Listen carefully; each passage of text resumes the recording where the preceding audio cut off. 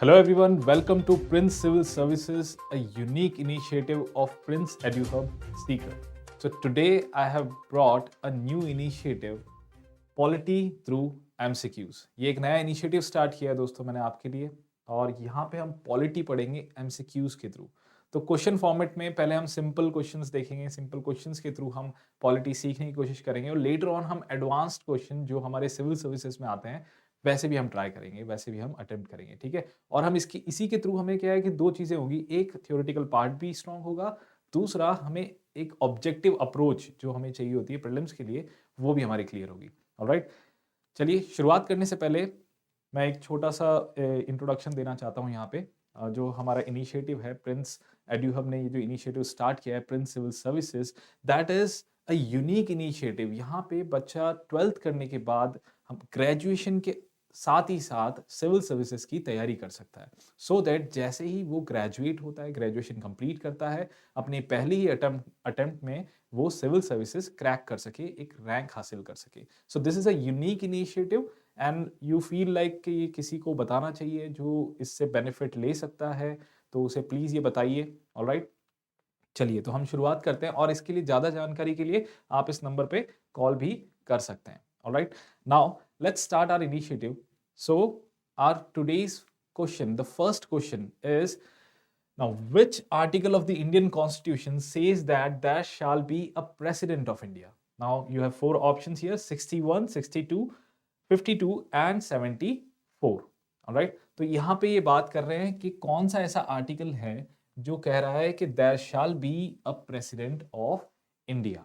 Alright, now अगर हम इन आर्टिकल्स को देखें तो सी आर्टिकल 61 एक्चुअली प्रेसिडेंट से रिलेटेड है, बट ये इम्पीचमेंट से रिलेटेड है।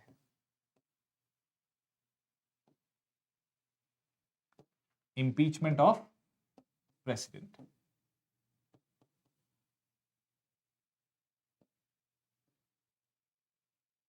Impeachment of president. Now what do you mean by impeachment of president? Now impeachment is removal of president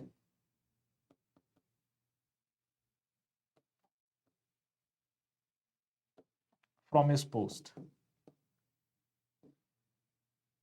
from his post. Impeachment word constitution में सिर्फ एक ही authority के लिए यूज हुआ है and that is the president of India. So president of India के लिए impeachment word use हुआ है। इम्पीचमेंट का मतलब क्या है? Removal of the president from his post, यानी उनके पोस्ट से उन्हें हटा देना, that is known as impeachment of the president. तो आर्टिकल 61 इम्पीचमेंट से रिलेटेड है। ऑलराइट, तो इसे एक्सक्लूड कर देते हैं हम। और इम्पीचमेंट वैसे सिर्फ और सिर्फ एक ही कंडीशन दी है कॉन्स्टिट्यूशन में प्रेसिडेंट को इम्पीच करने की, that is violation of Constitution. We'll see that in the further questions. Second हम देखते हैं 62, आर्टिकल 62 एक्चुअली इलेक्शन से रिलेटेड है। ये है election, now election of president, of course it is related to president, but ये रिलेटेड है election of the president से। वहीं हम फिर वापस 74 देखते हैं। 74 जो है, this says that there shall be a council of minister to aid and advise the president.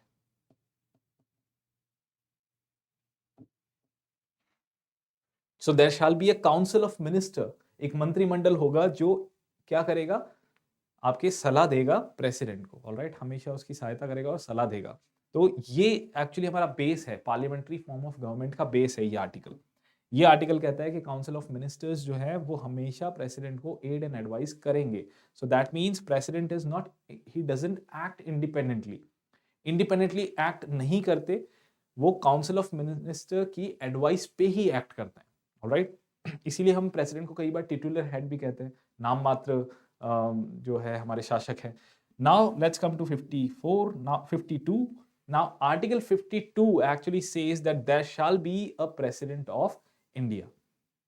सी, अगर हम बात करें आर्टिकल्स की, देन लेट्स मेंशन कि वेयर प्रेसिडेंट, प्रेसिडेंट कौन से पार्ट में आते हैं। अगर हम पार्ट्स की बात करें, then there are total 25 parts of Indian constitution. Originally 22 parts थे,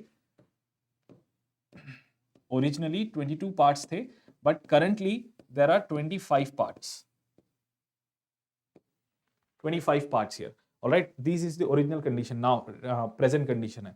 तो इन 25 parts में से प्रेसिडेंट कौन से पार्ट में आते हैं? President, see first of all article 52 to 78 they are mentioned in part 5 of the constitution and it deals with the union executive. All right, now union executive की बात करें, union executive, so what all authorities comes under the union executive? See, union executive consists of president, vice president, prime minister, council of ministers and attorney general of India. So we can see there are these all authorities are included in the under the union executive. कौन से हैं? President, Vice President, Prime Minister, Council of Ministers, Attorney General of India. Now these are included under the Union Executive. All right, and it comes under the Part 5 of the Indian Constitution. अगर हम articles की बात करें तो Part 5 का है 52 से लेके 78. ठीक है, ये यूनियन एग्जीक्यूटिव से रिलेटेड है. एंड अगर हम प्रेसिडेंट की बात करें देन आर्टिकल 52 से लेके 62 तक प्रेसिडेंट से रिलेटेड आर्टिकल्स है. वैसे सिर्फ यहीं पे सिर्फ प्रेसिडेंट से रिलेटेड नहीं है, कुछ और आर्टिकल्स भी हैं जो प्रेसिडेंट से रिलेटेड है स्पेसिफिकली, बट वो इस पार्ट के अंदर नहीं आते. ठीक है, जैसे 111, 123, 143. Now these are also included under, these are also related to president से related ही है, but time along with the class we'll see कि कैसे related है वो सब. अभी के लिए हम यूनियन एग्जीक्यूटिव की बात करें तो वहां पे प्रेसिडेंट के सिर्फ 52 से लेके 62 तक है. ऑलराइट, और वहीं अगर स्पेसिफिकली हम बात करें तो 52 ही है वो पहला आर्टिकल जो कहता है कि there shall be a president of India. Alright, now let's move on to the next question. So our second question, what does it say? Who participates in the presidential election? यानी कि presidential election में कौन कौन participate करते हैं, कौन इसमें हिस्सा लेते हैं. Let's see what are the options. Elected members of both houses of parliament. B, elected and nominated members of the state legislative assembly. C, members of all union territories. And D, all of the above. Now let's see एक बार options पे जाके कि presidential election जो है, पहली बात तो इसको समझते हैं. हमने देखा था ये आर्टिकल 62 के अंदर दे रखा है कि प्रेसिडेंट का इलेक्शन होगा और कैसे होगा. ठीक है, now let's understand who all participates in the presidential election. Now there's a electoral college. Electoral college is formed for the presidential election. Now electoral college इसमें members कौन-कौन होंगे जो participate करेंगे election में? Let's see. देखिए इसमें लोकसभा राज्यसभा के कौन-कौन elected members. Now this is important. See, the electoral college responsible for president's election comprises elected members of. So this is very important that they are elected members only. Now elected members of Lok Sabha and Rajya Sabha. First, that means we can say elected MPs. Yes, elected members of parliament because Lok Sabha, Rajya Sabha both are included. Now next is legislative assemblies of the states. Legislative councils have no role. All right, so we can say elected MLAs. Yes, it is right. Elected MLAs. Then next is legislative assemblies of the Union Territory of Delhi and Puducherry. Then we can say elected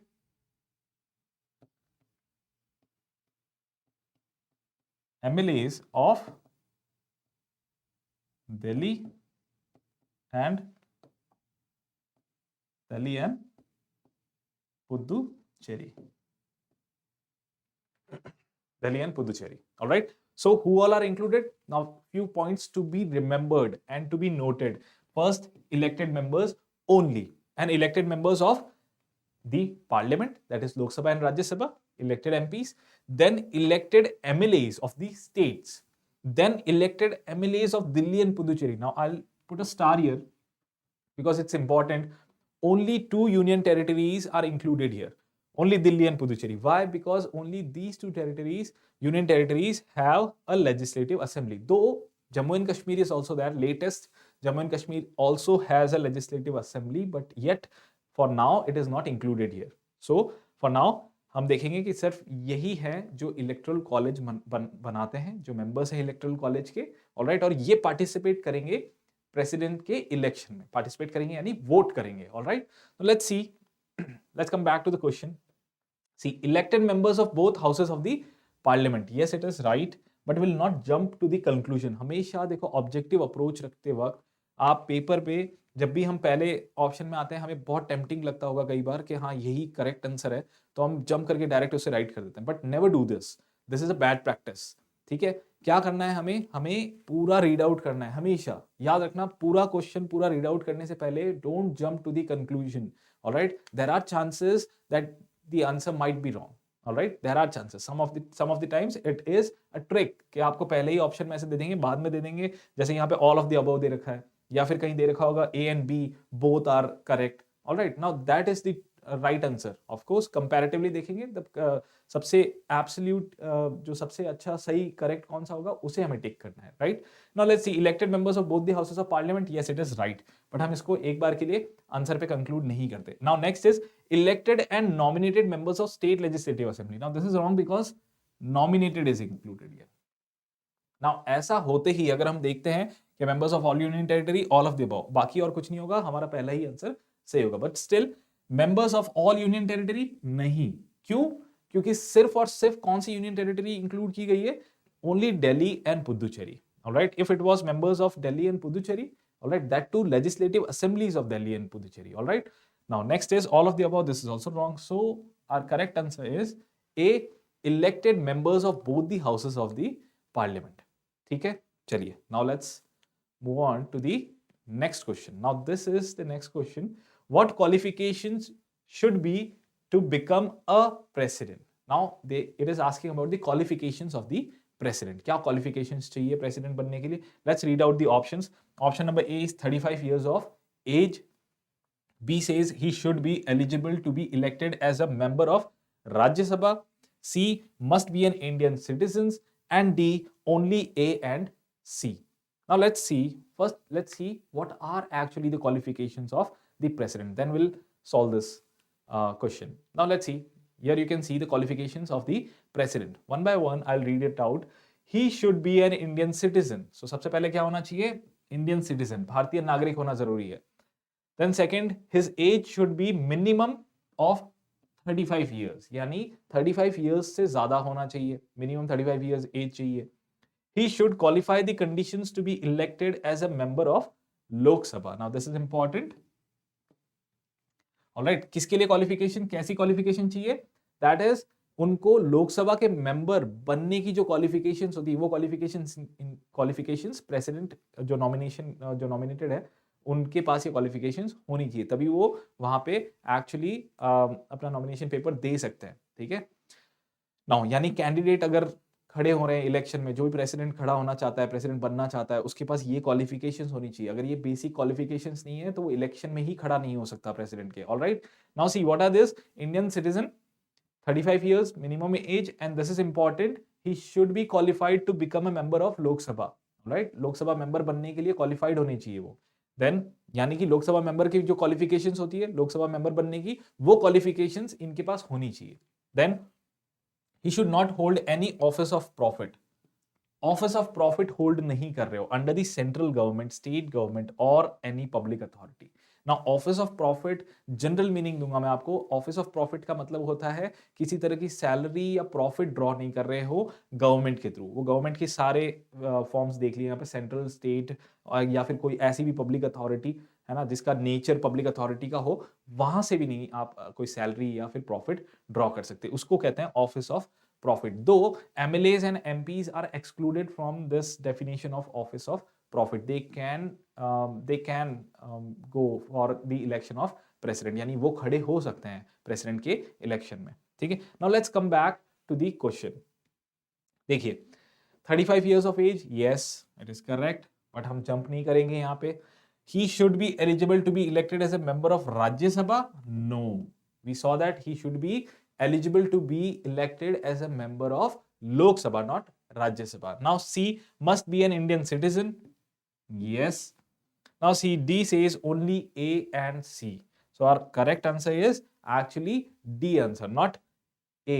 So अगर हम यहाँ पे अगर हम jump कर चुके होते हैं कंक्लूजन पे तो हम ये आंसर गलत कर देते। ऑलराइट, अब आप कहोगे सर यहाँ पे ये भी सही है, ये भी सही है, तो हम क्यों ये भी सही है, राइट? बट एक्चुअली ज्यादा सही कौन सा है ना? अगर हम इसको करेंगे तो ये एक्सक्लूड हो जाएगा, राइट? इसीलिए ज्यादा सही जो आंसर होगा, ज्यादा जो करेक्ट होगा उसी के साथ हम जाएंगे, right? Alright, let's move on to the next question. Here's the next question. Now see, which of the following statements is wrong? Let's see, I'll read it out. कौन कौन से statements है ये? थोड़े से यहाँ पे मैंने काफी कुछ include हुआ है, ये थोड़ा सा complicated आप कह सकते हो advanced level question है, but still let's see. Now, elected and nominated members of state legislative assembly participate in the presidential election. All right. Next option is the union executive includes the president, vice president, prime minister, attorney general of India. C. Impeachment may be initiated against the president for violation of constitution. Now D says article 56 envisages the tenure of the president. All right. Now अगर हम बात करें इस पे, हम देखो discuss कर चुके हैं इलेक्शन को, यूनियन एग्जीक्यूटिव को, तो इन दोनों को हम आराम से देख सकते हैं. Now let's see, elected and nominated members of state legislative assembly participate in the presidential election. What do you think about this? Yes, आपने भी इसी को देखा होगा, नॉमिनेटेड नहीं होते, है ना? तो ये हमारी स्टेटमेंट क्या हो गई है? गलत. ऑलराइट, हमें क्या देखना है? Which statement, which of the following statement is wrong. Actually हमें सीधा आंसर मिल चुका है, हमने पूरा पढ़ के देख लिया, पर हमें देखो अगर एग्जाम में यहाँ पे हमारा टाइम बचता है कई बार. ऑलराइट, ऐसा नहीं कि पूरा नहीं, हमने पूरा पढ़ा, हमने पूरा पढ़ के देख लिया, बट हमें सीधा ये पूरा पढ़ने के बाद पता चला कि फर्स्ट स्टेटमेंट जो है ये साफ साफ बता रहा है कि ये गलत है, क्योंकि यार नॉमिनेटेड मेंबर्स को भी इंक्लूड किया है, तो ये तो गलत है ही है. बट स्टिल चलो हम आगे भी बढ़ते हैं. The Union Executive includes President, Vice President, Prime Minister, Attorney General of India. This is a correct statement. Yes. Then impeachment may be initiated against the President for violation of the Constitution. ये हमने नहीं पढ़ा अब तक, but ये आपको बता दूं कि ये करेक्ट स्टेटमेंट है. हमने इम्पीचमेंट देखा था कि इम्पीचमेंट कहाँ, कौन से आर्टिकल में दे रखा था? ये आर्टिकल 61. ऑलराइट, सो आर्टिकल 61 के अंदर हमने देखा कि प्रेसिडेंट को इम्पीच किया जा सकता है. होल प्रोसेस इज देयर, वो हमने आगे जाके एमसीक्यूज के थ्रू हम देखेंगे उसे. But for now you understand कि किस बेस पे उन्हें निकाला जाएगा. कोई बेस होना चाहिए, कोई रीजन होना चाहिए. Only one reason is there in the constitution, that is violation of the constitution. यानी संविधान का उन्होंने उल्लंघन किया हो, उसे वायलेट किया हो, तब जाके उन्हें निकाला जा सकता है, उन्हें इम्पीच किया जा सकता है. It's a correct statement. Then article 56 envisages the tenure of the president. Tenure यानी कि कब तक वो ऑफिस को होल्ड करेंगे, कब तक वो ऑफिस वो लेके रखेंगे, मतलब कब तक वो प्रेसिडेंट बने रहेंगे. कोई भी प्रेसिडेंट का एक टाइम पीरियड होता है, ऑफिशियल टाइम पीरियड होता है. इनका ऑफिशियल टाइम पीरियड वैसे कहा गया है 5 years, 5 साल. यानी कि कोई भी प्रेसिडेंट कितने टाइम के लिए बनेगा? 5 साल के लिए बनेगा. ठीक है, 5 साल से पहले भी ऑफिस खाली हो सकता है. विल सी दैट किस किस केसेस में हो सकता है. But for now you understand that what is the tenure for the president? 5 years. Alright, 5 साल. ऑलराइट, 5 साल और साथ में कोई मैक्सिमम एज है? मैक्सिमम एज नहीं है. ऑलराइट, कोई मैक्सिमम एज नहीं है. ऑलराइट, तो 5 साल दे रखा है यहाँ पे. तो हमारा करेक्ट आंसर कौन सा होगा इसमें? क्योंकि हमें रॉन्ग स्टेटमेंट देखना है. Alright, many a times students make silly mistakes here, कि वो देखते हैं कि यहाँ पे ये रॉन्ग करेक्ट इस पे फोकस नहीं करते, वो देखते हैं सही आंसर ढूंढना है बस, है ना? तो वहां ऐसी हरकत नहीं, ऐसे हमें अटेम्प्ट नहीं करना है. Try to see the keywords, actually पूछ क्या रहा है. कई बार ऐसे पूछता है, ये ऐसे नहीं पूछ के बोलेगा which of the following statement is not correct. ये बहुत डिफिकल्ट होती है. रॉन्ग तो लिखा तो सीधे सीधे समझ जाता है हमारा दिमाग, बट कई बार यहाँ पे लिखा होगा नॉट करेक्ट. जब नॉट करेक्ट लिखा होता है तब हम कंफ्यूज हो जाते हैं. हम एक्चुअली इस वर्ड पे फोकस करते हैं, इस पे नहीं. आजकल यूपीएससी नॉट को बोल्ड करके दिखाती है, बट स्टिल कई बार बच्चे फिर भी मिस्टेक कर देते हैं, सिली मिस्टेक कर देते हैं. ऑलराइट, तो ऐसे नहीं करना है, हमें ध्यान रखना है क्या पूछा गया है हमें. ऑलराइट, उसके अकॉर्डिंग हमें फिल्टर करना है. So our correct answer would be correct answer. That means the statement, wrong statement, correct answer is A. Alright, now let's move on to the next question. The final question of this session, let's see, how can the post of president be vacant? Vacant यानी खाली. कैसे हो सकती है उनकी post खाली president की? Now see, first, on expiry of his tenure, by his resignation, only on the commencement of impeachment in Rajya Sabha, D only A and B.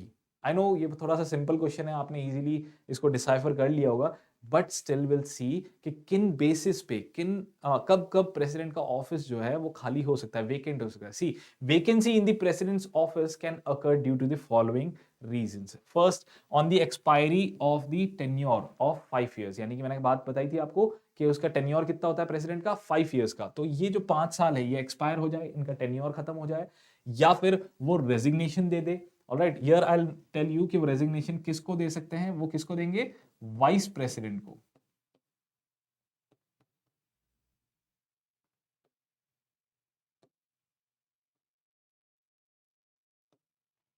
किसको देंगे, वाइस प्रेसिडेंट को रेजिग्नेशन देंगे. Alright, on his removal by the process of impeachment, यानी कि impeachment के through उन्हें post से हटा दिया जाए. On his death, due to death, और अदरवाइज. अब अदरवाइज के अंदर एग्जांपल देखिए, when he becomes disqualified to hold the office or when his election is declared void. Alright, या तो डिस्क्वालिफाइड हो जाए या फिर उनका इलेक्शन ही void घोषित कर दिया जाए, यानी कि ये इलेक्शन ही गलत हुआ है.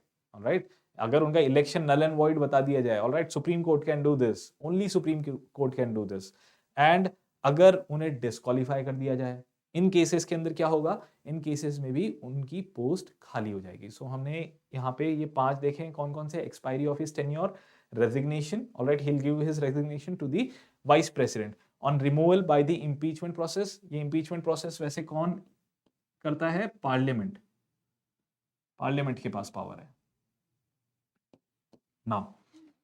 और death, alright, then otherwise, that is if he gets disqualified or his election is declared void. Now let's see, come back to the question. See, expiry of his tenure sahi hai, but will not jump to the conclusion yet. By his resignation, ye bhi to sahi hai na, he can resign, he can also resign by giving his resignation to the vice president. Now only on the commencement of impeachment in Rajya Sabha. See, the word only is actually here the key word. ठीक है, वैसे initiation जो है impeachment का जो process है वो start तो राज्यसभा से भी हो सकता है, लोकसभा से भी हो सकता है, कहीं से भी हो सकता है, दोनों हाउसेस में कहीं से भी हो सकता है. बट यहाँ पे जो ये वर्ड ओनली है ये कंफ्यूजिंग है. ऑलराइट, ये एक्चुअली यहाँ पे कंफ्यूजन क्रिएट कर रहा है. And remember one more thing, एक ट्रिक है बट हमेशा नहीं होती, बट जनरली जहां पे ओनली लिखा होता है ये स्टेटमेंट ज्यादा करके गलत होते हैं, क्योंकि ओनली का मतलब ये एब्सोल्यूट ट्रूथ बता रहा है ना, कि बस यहीं पे यही सही है, बाकी सब चीजें गलत है. ऑलराइट, ओनली का मतलब यही होता है. ऑलराइट, केवल. ऐसे जो भी ऑप्शंस आते हैं, हिंदी मीडियम स्टूडेंट्स भी ध्यान रखें, जहां पे ओनली यानी केवल आता है कि केवल ये होगा, केवल ये होगा, तो वो ज्यादा करके ऑप्शंस गलत होते हैं, but not always, generally. So always pay attention कि आपको क्या बोला गया है वहां पे. ऑलराइट, जैसे यहाँ पे ओनली राज्यसभा बोला है, बट नहीं, क्योंकि राज्यसभा एंड लोकसभा दोनों के पास ये पावर है. राइट, ठीक है. Then we see only A and B. So A and B दोनों राइट है, तो हमारा आंसर क्या होगा, D, only A and B. All right. So I hope that this session was helpful for you, and also you enjoyed the session. If you enjoyed the session, please hit the like button, and if you have not subscribed yet to our channel, then please subscribe for the channel. All right. Thanks for watching and have a great day. See you again.